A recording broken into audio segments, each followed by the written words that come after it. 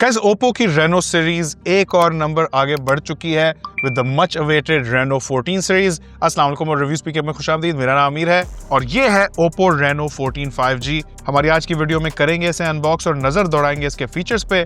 Historically Oppo की ये Reno series premium mid range phones के लिए जानी जाती है, तो देखेंगे कि इस रेनो 14 5G में क्या कुछ नया है। ऑल्दो ये एक मिड ईयर रिफ्रेश है तो बेसिकली ज्यादातर इंक्रीमेंटल अपग्रेड्स हैं, लेकिन यहाँ दो मेजर अपग्रेड्स किए गए हैं, स्पेशली कैमरा और इसकी बैटरी में। उनका आगे चल के आपको बताता हूँ। और इस बार AI को भी ज्यादा इंपॉर्टेंस दी गई है, खासकर कैमरा फीचर्स के हवाले से। इन सब चीजों में बात करेंगे, लेकिन पहले अनबॉक्सिंग। पाकिस्तान में ओप्पो रेनो 14 5G के दो वेरिएंट्स लॉन्च हो रहे हैं, 12256 जो कि 1.5 लाख रुपए का है और 12512 जिसकी कीमत 1,60,000 है। तो ये रहा हमारा रेनो 14 का सिल्वर कलर का बॉक्स। इसे जल्दी से चल के खोल लेते हैं। अच्छा, हमारे पास जो आज यूनिट आया है वो ओपल व्हाइट कलर में है और इसकी बैक पे बताया जा रहा है बहुत ही इंटरेस्टिंग सा इफेक्ट दिया गया है।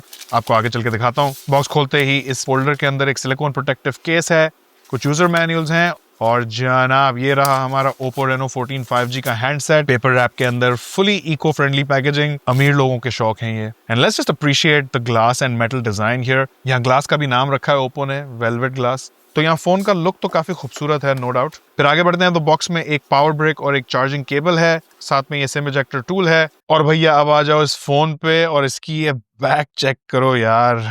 इस बैक पे जब अलग अलग एंगल से लाइट पड़ती है तो आपको ये मरमेड की टेल कह लें या फिर वाटर की वेव्स जैसा पैटर्न बना हुआ दिखता है। कुछ इंटरेस्टिंग लाइटिंग में जब हम इसकी बी-रोल ले रहे थे तो काफी मजे मजे के पैटर्न्स बन के आ रहे थे। अगर मैं अपने फर्स्ट इंप्रेशंस की बात करूं तो हाथों में तो ये फोन डेफिनेटली एक प्रीमियम फोन जैसा महसूस होता है। फुली ग्लास और मेटल की बिल्ड है, यहाँ फ्रेम एल्यूमिनियम की है। बैक की फिनिश और टेक्सचर भी काफी मजे की हैं। ये वो सॉफ्ट सैटिन वाली मैट फिनिश है और मेरा ख्याल है इसकी फील से आई कैन अंडरस्टैंड कि इसको ओप्पो वाले वेलवेट ग्लास क्यों कह रहे हैं। बड़ी मजे की वो baby powder soft satin type की फील है। इस बैक ग्लास को ओप्पो ने एक 12 लेयर्ड प्रोसेस से बनाया है। फ्रंट साइड पे गोरिल्ला ग्लास 7i दिया गया है ड्रॉप और स्क्रैच प्रोटेक्शन के लिए। बैक ग्लास की कोई स्पेसिफिक प्रोटेक्शन मेंशन नहीं है, which is a bit of a bummer. फिर इस ओपल व्हाइट कलर के साथ साथ इस फोन का एक और कलर वे है जिसका नाम है लुमिनस ग्रीन। वो बेसिकली क्लीन और सटल लुक पसंद करने वाले लोगों के लिए है और उसमें भी कैमरा मॉड्यूल में वो ग्लो वाला इफेक्ट दिया गया है जैसा हमने इससे पहले रेनो 13 में देखा था। वाटर रेजिस्टेंस इस बार सेम है, IP68 और IP69। IP68 सबमर्जन के लिए होता है, पानी में अगर डुबकी शुबकी मारनी है आपने तो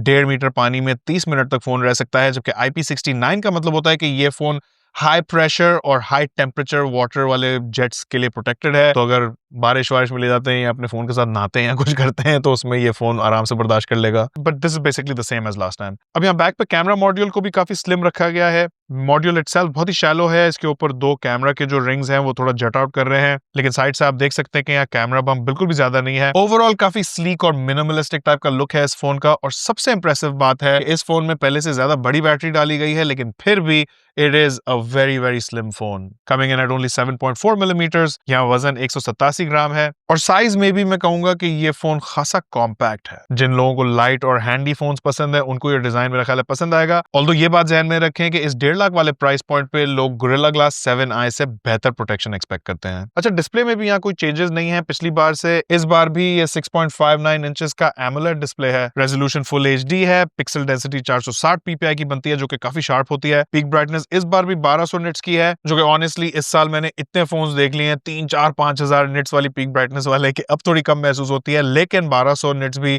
इज प्लेंटी। 1.5-2 साल पहले फ्लैगशिप फोन्स की 1200 निट्स हुआ करती थी और हम वाह वाह कर रहे होते थे और धूप में उनको इस्तेमाल करने में बड़ा मजा आता था। एंड वंस अगेन एक 10 बिट पैनल यहाँ दिया गया है, यानी कि ये डिस्प्ले 1 बिलियन कलर्स दिखा सकता है। लेकिन मैं काफी सारी पिछली वीडियोस में भी आपको बता चुका हूं कि मैं 1 बिलियन कलर्स वो किसी भी ब्रांड की तरफ से हो उन्हें गिमिक समझता हूं, क्योंकि आप जो कंटेंट कंज्यूम करने वाले हैं वो तकरीबन सारा ही 16 मिलियन कलर्स में होने वाला है। इस वक्त सारे main stream apps, social media, videos, movies सब 16 मिलियन कलर्स में होती हैं, तो आपको 1 बिलियन कलर्स का कोई खास फायदा नहीं महसूस होगा। यही वजह है कि फ्लैगशिप फोन्स भी इस वक्त 1 बिलियन कलर्स नहीं देते। अच्छा, फिर यहाँ 120 हर्ट्ज का हाई रिफ्रेश रेट है for that ultra smooth feel, और साथ में एक app specific refresh rate control भी दिया गया है जिससे आप ऐप वाइज खुद सेट कर सकते हैं कि आपको उस ऐप में कितना रिफ्रेश रेट रखना है। ये चीज बैटरी सेव करने में काफी काम आ सकती है। यहाँ एक under display optical fingerprint sensor भी दिया गया है। यहाँ पे इसकी स्पीड खुद देख सकते हैं। डिस्प्ले के ऊपर होल पंच कटआउट में सेल्फी कैमरा दिया गया है और यहाँ वो लाइव आइलैंड वाली फंक्शनैलिटी है जो अब हम तकरीबन सारे फोन्स में देखते हैं। पूरी एंड्रॉइड स्पेस ने यहाँ एप्पल को कॉपी किया है। मैंने बाय द वे एप्पल के डायनामिक आइलैंड पे एक रील भी बनाई है, उसको जाके चेकआउट करें, बहुत सारे लोगों ने इंस्टाग्राम पे देखी है। बेजल्स की बात करें तो फ्लैगशिप जितने रेजर थे तो नहीं है, लेकिन यूनिफॉर्म है और चिन भी ज्यादा मोटी नहीं है, जिसकी वजह से मुझे ये फोन इस्तेमाल करने में काफी प्रीमियम महसूस हो रहा है।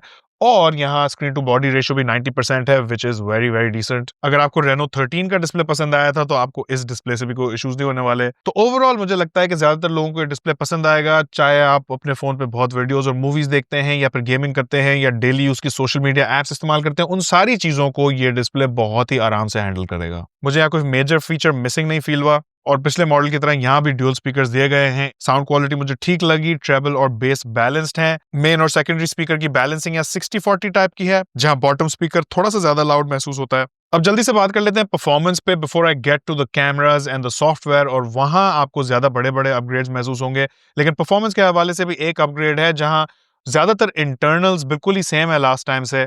तो इस बार भी Dimensity 8350 चिपसेट है, ये 4 नैनोमीटर का चिप है, साथ में 12 GB रैम है, एक्सटेंडेबल बाय अनदर 12 GB, और 256 GB UFS 3.1 स्टोरेज है। अच्छा, यहाँ ये नोट करें कि यहाँ कोई माइक्रो SD एक्सपेंशन नहीं है, तो आप स्टोरेज को एक्सपैंड नहीं कर सकते। और 256 GB मेरा ख्याल है ज्यादातर लोगों के लिए तो इनफ होती है, लेकिन अगर आप अपने फोन से बहुत ज्यादा वीडियोस और मूवीज लेंगे जिनके लिए ये फोन मार्केट किया जा रहा है, तो फिर आपको थोड़ा सोच विचार करके अपनी शूटिंग करनी पड़ेगी, क्योंकि 256 GB फिलअप होना शुरू हो जाएगी। अच्छा, इंट्रो में आपको बताया था बैटरी में इस बार एक मेजर अपग्रेड है। लास्ट टाइम रेनो 13 में 5600 मिलियन पावर की बैटरी थी, जबकि इस बार ज्यादा बड़ी 6000 मिलियन पावर की बैटरी दी गई है, साथ में जबरदस्त 80 वॉट्स की सुपर फास्ट चार्जिंग, जिसका मतलब है कि ये फोन 0 to 100 मेरा ख्याल है 50 मिनट या उससे थोड़े से ऊपर में कर लेगा, विच इज वेरी फास्ट चार्जिंग। और 80 वॉट्स चार्जिंग वैसे भी मेन स्ट्रीम फ्लैगशिप से तो ज्यादा ही तेज है। बात करें प्रोसेसर परफॉर्मेंस की, तो Dimensity 8350 की परफॉर्मेंस मुझे रेनो 13 में पसंद आई थी। I would have really liked अगर हमें इस बार नया प्रोसेसर दिया जाता, लेकिन यहाँ Antutu में स्कोर 13.75 मिलियन है, जो कि काफी डिसेंट स्कोर है for a sub flagship premium phone like this. Day to day usage में मुझे कोई स्टटर या लैग नहीं महसूस हुआ। डेली यूज एप्स बहुत स्मूथली लोड होती हैं इस फोन पे। कैजुअल या इवन सेमी सीरियस गेमिंग इस फोन पे हो सकती है, ऑल्दो मैं हैवी गेमिंग इस पे रेकमेंड नहीं करूंगा, क्योंकि इस फोन में कोई बाईपास चार्जिंग मौजूद नहीं है, ना ही ये डिजाइंड है कोई बहुत ज्यादा एक्सटेंडेड गेमिंग करने के लिए। तो ओवरऑल या परफॉर्मेंस में अमेजिंग तो नहीं कहूंगा, लेकिन इस प्राइस पॉइंट के हिसाब से डिसेंट है। अच्छा, अब जरा इंटरफेस पे बात कर लेते हैं। तो इंटरफेस यहाँ Android 15 है, जिसपे ओप्पो की कलर OS 15 लगी हुई है। ये कलर OS वक्त के साथ साथ काफी आईफोन इंस्पायर्ड फील होने लगी है। अगर आपको एंड्रॉइड स्पेस में एक ऐसा इंटरफेस चाहिए जो आईफोन जैसा दिखे, तो फिर आप इस फोन की तरफ देख सकते हैं। और जैसा कि हमने ओप्पो रेनो 13 में देखा था, यहाँ भी AI फीचर्स काफी हेविली हाईलाइट किए गए हैं, जिनमें सबसे मेन तो गूगल जेमिनी है। बेसिकली ये फोन के अंदर बिल्ट इन चैट GPT की तरह काम करता है।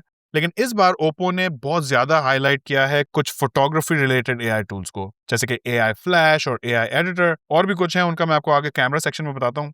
फिर ओप्पो रेनो 14 में भी O+ कनेक्ट है, यानी कि आईफोन्स के साथ आप वायरलेसली फाइल्स शेयर कर सकते हैं। बेसिकली ये एयर ड्रॉप से इंस्पायर्ड है, but not nearly as seamless.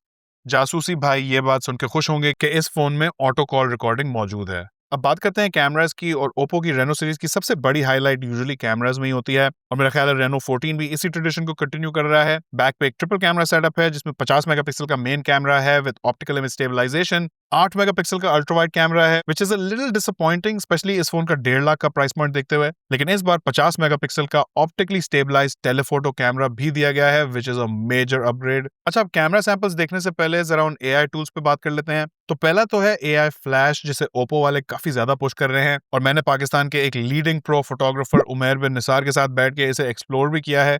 Keep an I out for that video. लेकिन बेसिकली ये फीचर एम्बिएंट लाइट को डिटेक्ट करके फ्लैश को मैनेज करता है, ताकि इमेजेस का एक्सपोजर ठीक रहे। और अपेरेंटली वन टैप फ्लैश और कंटिन्यूस फ्लैश को AI के जरिए मैनेज करने से फोटोग्राफर्स को अपनी फोटोज पे आर्टिस्टिक कंट्रोल मिलता है, और तरह तरह के डिफरेंट इफेक्ट्स में आप पिक्चर्स ले सकते हो। फिर यहाँ कुछ और भी कैमरा स्पेसिफिक AI टूल्स हैं, जैसे कि AI रिकम्पोज, ये ऑटोमेटिकली एस्पेक्ट रेशियोज को एडजस्ट करता है टू फिक्स डिस्टॉर्शन, और आपको मल्टीपल ऑप्शंस भी देता है टू चूज फ्रॉम। फिर AI परफेक्ट शॉट, जो कि AI की मदद से आपको बेस्ट शॉट निकाल कर देता है, जैसे कि अगर किसी की आंखें बंद हो तो खोल देता है। AI अनब्लर, जो ब्लरी फोटोज को शार्प बनाता है। AI इरेजर 2.0, जिससे आप वो अनवांटेड ऑब्जेक्ट्स या लोग बैकग्राउंड से हटा सकते हैं। और AI reflection remover, and as the name suggest, ये आपकी पिक्चर से रिफ्लेक्शंस हटाता है। अब आ जाओ फोटो सैंपल्स पे, तो भैया मेन कैमरा की तो इमेजेस बहुत ही अच्छी हैं। 50 मेगापिक्सल का मेन कैमरा बहुत ही डिटेल्ड और शार्प फोटोज लेता है, ओप्पो की कलर साइंस और प्रोसेसिंग एल्गोरिथम्स भी अच्छे होते हैं और यहाँ स्किन टोन्स नेचुरल हैं और ऑप्टिकल स्टेबलाइजेशन की वजह से लो लाइट शॉट्स भी खासे क्लीन आते हैं। अल्ट्रा वाइड शॉट्स डिसेंट हैं, लेकिन रेजोल्यूशन डिफरेंस आपको साइड बाय साइड जरूर फील होगा। मेन सेंसर से अल्ट्रा वाइड पर स्विच करते हुए शार्पनेस थोड़ी कम महसूस होती है, थैंक्स टू या कह लें no thanks to the 8 megapixel ultra wide camera. लेकिन ओप्पो ने यहाँ टेलीफोटो कैमरा की सूरत में एक मेजर अपग्रेड दिया है इस मर्तबा।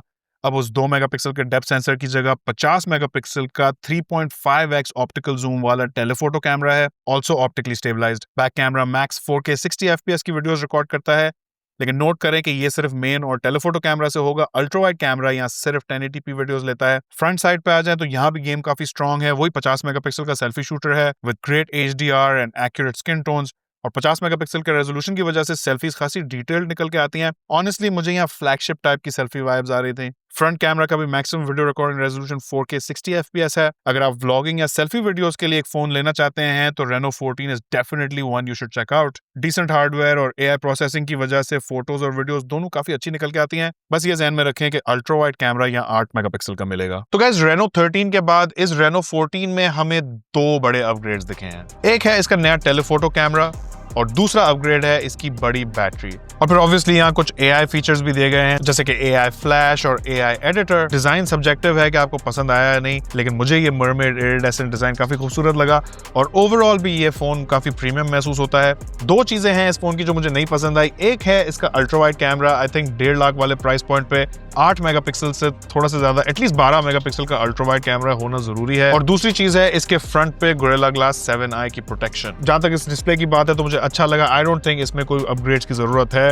If it ant broke don't fix it. हाँ, प्रोसेसर नया होता तो क्या ही बात होती, लेकिन प्रोसेसर की परफॉर्मेंस भी इस प्राइस पॉइंट के हिसाब से मुनासिब है। लेकिन अब सवाल ये है कि आपको Oppo Reno 14 कैसा लगा? मुझे अपनी राय नीचे कमेंट्स में जरूर बताइएगा। अगर इसका कंपैरिजन किसी और फोन के साथ देखना चाहते हैं वो भी बता सकते हैं। चैनल पर नए हैं तो हमें सब्सक्राइब और फॉलो करें। वीडियो पसंद आए तो इसे लाइक और अपने दोस्तों के साथ भी शेयर करें। आखिर तक देखने का बहुत शुक्रिया। इंशाल्लाह आपसे मुलाकात होगी अगली वीडियो में। अल्लाह हाफिज।